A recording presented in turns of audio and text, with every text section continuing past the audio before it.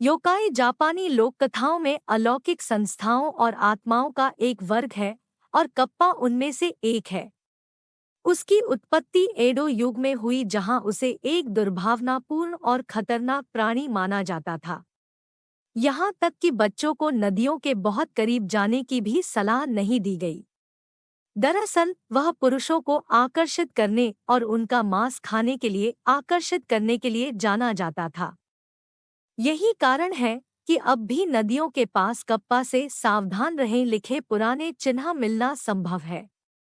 Kappa नदियों में रहता है, हालांकि कभी-कभी वह खेतों या घरों से भोजन चुराने के लिए बाहर आता है।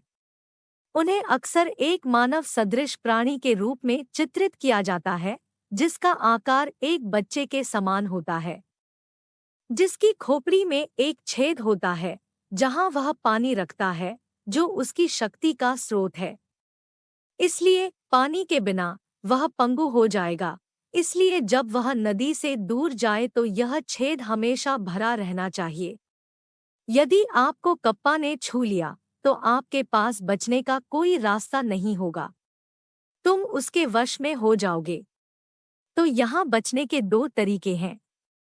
सबसे पहले, कप्पा को खीरे का जुनून है, जिसे वे मानव मांस से बेहतर मानते हैं, जो आपके लिए अच्छा है। पी बस उसे खीरा खिलाओ और वह तुम्हारी जान बख्शकर तुम्हें धन्यवाद देगा।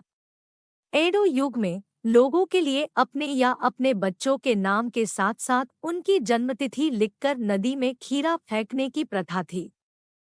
इस तरह परिवार ने सोचा कि उन्हें कम से कम 1 साल के लिए बचा लिया गया, क्योंकि उन्होंने योकाई को खाना खिलाया था।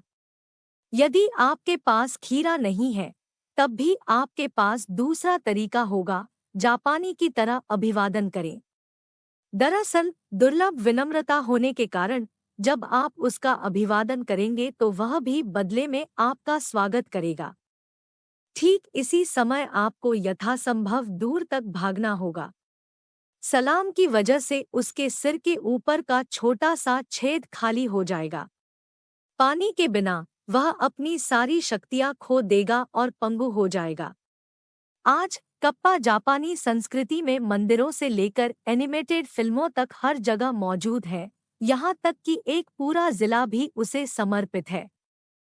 वह टेंगु और ओनी के साथ जापान के 3 सबसे लोकप्रिय योकाई में से एक है।